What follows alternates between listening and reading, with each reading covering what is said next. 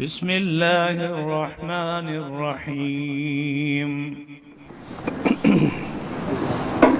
نحمده ونصلي على رسوله الكريم أما بعد فأعوذ بالله من الشيطان الرجيم بسم الله الرحمن الرحيم برادران محترم، رب ذوالجلال نے مختلف نبیوں کا ذکر فرمایا۔ سورۃ انبیاء جس کے اندر اللہ رب العزت نے اپنے نبیوں کے نام لے کر ان کے واقعات کو مختصراً فصاحت و بلاغت کے ساتھ اس انداز میں پیش کیا کہ آپ ان آیات پر اگر غور کریں تو ایک ایک آیت ایک علیحدہ کتاب کی حیثیت رکھتی ہے۔ اللہ رب العزت ارشاد فرماتے ہیں وَلُوطًا آتَيْنَاهُ حُكْمًا وَعِلْمًا۔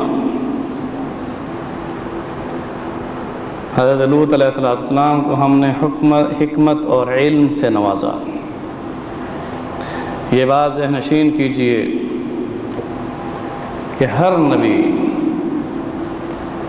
جو اس دنیا میں تشریف لائے ہیں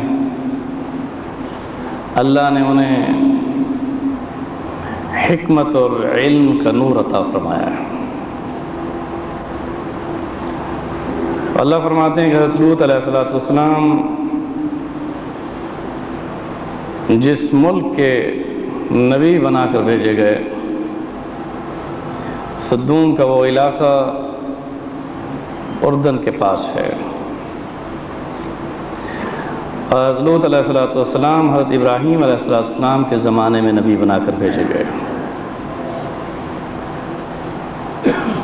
اور اس طرح سے حضرت ابراہیم علیہ السلام کے ساتھ ہی انہوں نے ہجرت کی، اور اس ہجرت کرنے کے ساتھ حضرت ابراہیم خلیل اللہ نے آپ کو اردن میں ٹھہرا دیا۔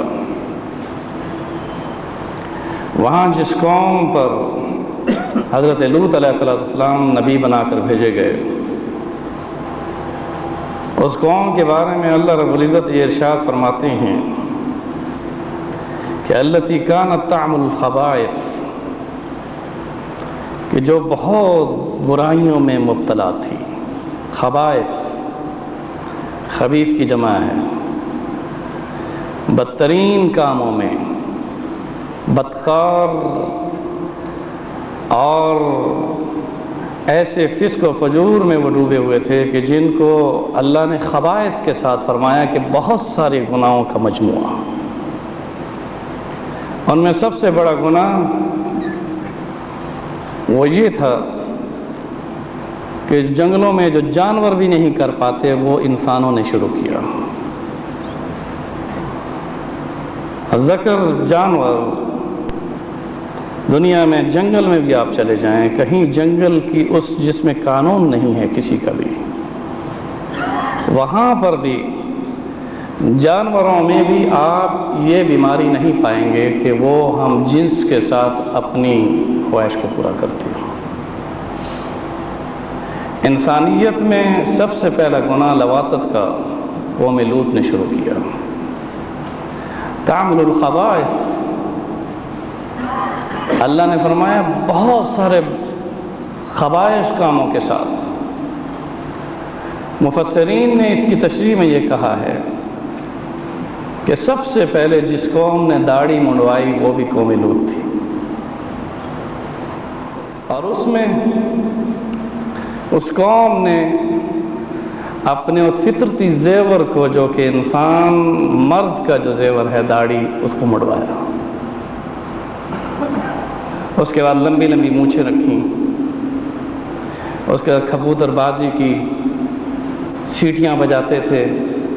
یہ میں کوئی لفظ بھی ممبر رسول سمجھیں مسجد کے محراب میں غلط نہیں کہہ رہا، کوئی اپنی طرف سے ملاوٹ یا اس میں اضافہ نہیں ہے،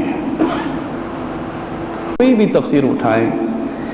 تعمل الخبائث میں ان کا سب سے بڑا جو عمل تھا وہ لواطت تھا، اس کے ساتھ یہ اعمال تھے جس سے کہ اللہ نے فرمایا کہ انہوں نے خبیث ترین اعمال کو اپنی زندگی میں جاری کیا. انہم کانوا قوم سوء، ایسی قوم جن کو اللہ نے فرمایا کہ بدترین قوم، فاسقین، بدکار قوم اور فاسق فاجر تھی.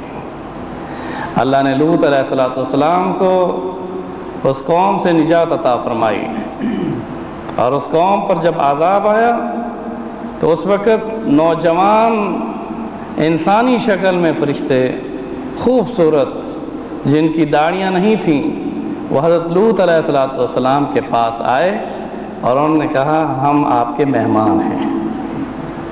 اب مہمان نوازی میں لوط علیہ السلام نے ان کو اپنے گھر میں پناہ دی.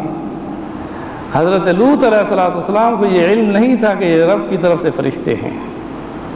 حضرت لوط کی بیوی نے قوم کو بتایا کہ جس کام میں تم مبتلا رہتے ہو ہمارے گھر میں خوبصورت ترین لڑکے آ چکے ہیں.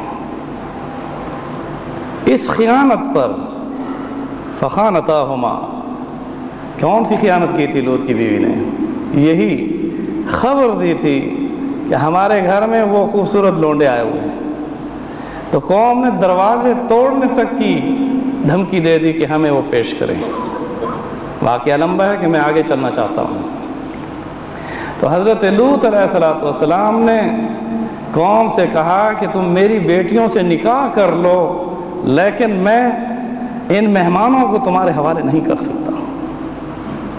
جب مہمانوں نے دیکھا کہ لوط علیہ السلام آخری درجے تک بات پہنچ چکی ہے تو انہوں نے کہا اے لوط، ہم تو رب کی طرف سے فرشتے ہیں، اس قوم کے لیے عذاب کا پیغام ہے، انہی کی شکل میں اب انہیں عذاب دیں گے.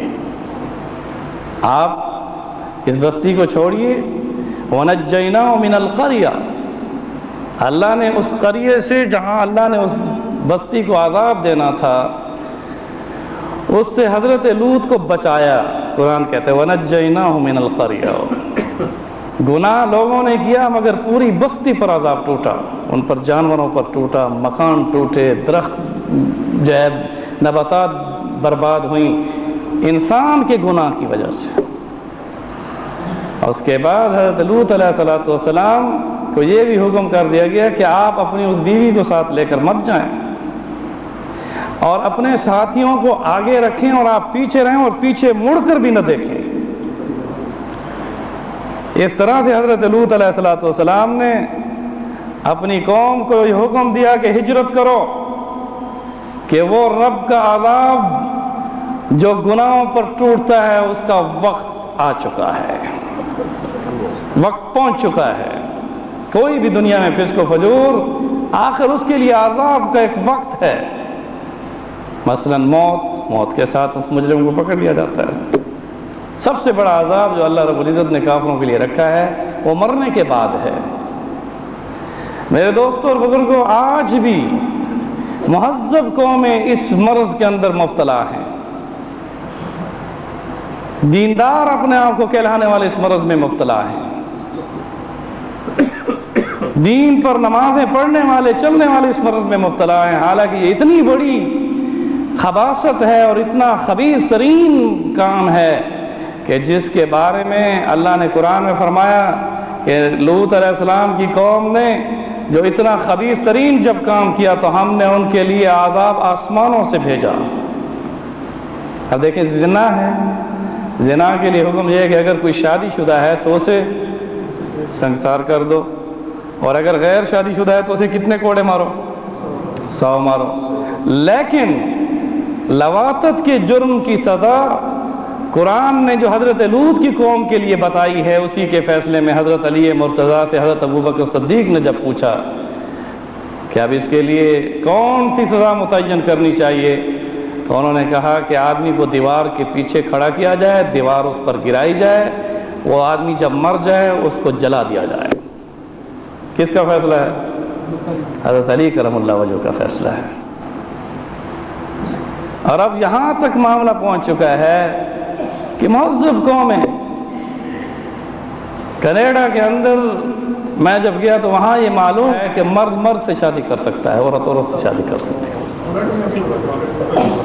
بتائیے اب ہاں آپ اندازہ کیجئے کہ اس طرح خدا کا عذاب کو دعوت دینا ہے، اور قوم کی حالت یہ ہو چکی ہے جیسے میں نے پہلے عرض کیا کہ بعضوں نے ناک میں کوکے، مردوں نے ناک میں کوکے ڈالے ہوئے ہیں، اس کے علاوہ کانوں میں بالیاں ڈالی ہوئی ہیں، سر میں مینڈیاں بنائی ہوئی ہیں، ہونٹوں میں بالیاں پہنی ہوئی ہیں، عورتوں نے لباس اتار دیا ہے، مردوں نے زیور پہن لیے ہیں۔ بتاؤ میں کیسے بتاؤں؟ اس طرح سے انسانیت اس وقت ان حالات میں آ چکی ہے کہ جن کو قرآن نے پہلے پیش فرمایا کہ یہ برائیاں جس کو آج آپ ترقی کا نام دے رہے ہیں، یہ ان قوموں کی وہ جرائم ہیں جن پر اللہ نے ان پر پکڑ کی۔ اور کیسے کی؟ کہ سب سے پہلے فرشتے کو حکم ہوا کہ اس زمین کو آسمان کے اوپر جا کر پٹکا دے، عالیہا سافلہ وامطرنا علیہم حجارہ، فرمایا اس کو بلندیوں پر لے جاؤ، بلندیوں پر اس زمین کے ٹکڑے کو، سدوم کے اس علاقے کو جس میں لواطت ہوتی تھی، زمین کے اس حصے کو اس فرشتے نے اپنی نوک سے ان بلندیوں تک پہنچایا کہ حدیث میں آتا ہے کہ آسمان کے فرشتوں نے انسانوں کی اور کتوں اور جانوروں کی چیخنے کی آوازیں آسمان پر سنی۔ اس طرح سے عالیہا بلندیوں پر لے گئے، سافلہا اور پھینک دو ان کو زمین کی پستیوں میں، وامطرنا علیہم حجارہ اور پھر ان کے اوپر پتھروں کی بارش برساؤ، مسومتاً تباہ کر دیا رب نے اس بستی کو۔ آج بھی بحر میت میں وہاں اس جگہ پر جاؤ، وہ نشان بنا ہوا ہے ان مجرموں کی سزا کا کہ وہاں نشان لگے ہوئے ہیں کہ کوئی جہاز اس طرف نہ آئے، کہ کوئی بھی جائے تو کالا پانی ہو جاتا ہے اس میں، یعنی اس طرح کا مواد ہے کہ انسان ہاتھ بھی داخل کرے تو کالا ہو جائے۔ تو میرے دوستوں اور بزرگوں، یہاں رب ذوالجلال نے حضرت لوط علیہ السلام کا ذکر فرمایا، اس لیے ذہنوں میں تفسیر میں یہ بات ذہنوں میں رکھ لو کہ اس جرم کی سزا فاعل اور مفعول دونوں کے لیے قتل ہے۔ یہ زنا سے بدتر گناہ ہے، زنا سے بھی بدتر گناہ ہے، اور اپنی اولاد کو بچائیے، خاص طور پر بے تکلف رشتہ دار لڑکوں سے جو لڑکوں کے تعلقات ہوتے ہیں اس سے بچائیے۔ والدین سمجھتے ہیں جناب ماموں کا بیٹا ہے، چچا کا بیٹا ہے، فلاں کا بیٹا ہے، اور وہ اس لیے فرمایا کہ جب بچہ 10 سال کا ہو جائے تو ایک رضائی میں 2 سگے بھائی بھی آپس میں نہیں سو سکتے۔ دیکھیں جو ہے نا ایک ہی چارپائی میں 2 ساتھی سوئے ہوئے، غلط ہے، اسلام کے خلاف ہے، فطرت کے خلاف ہے۔ باپ بیٹے کے ساتھ نہیں سو سکتا، فطرت کے خلاف ہے۔ رسول اللہ صلی اللہ علیہ وسلم نے ارشاد فرمایا جب بچہ 10 سال کا ہو جائے تو اس کو ایک رضائی میں مت سلاؤ، ماں کو اجازت نہیں کہ اس بیٹے کو اپنے ساتھ جو ہے نا اپنے بستر پر ساتھ لٹائے۔ معزز سامعین حضرات، اب ان آیات کریمہ کی سماعت کیجئے جس کی تفسیر میں نے آپ کی خدمت میں پیش کی۔ تفضل۔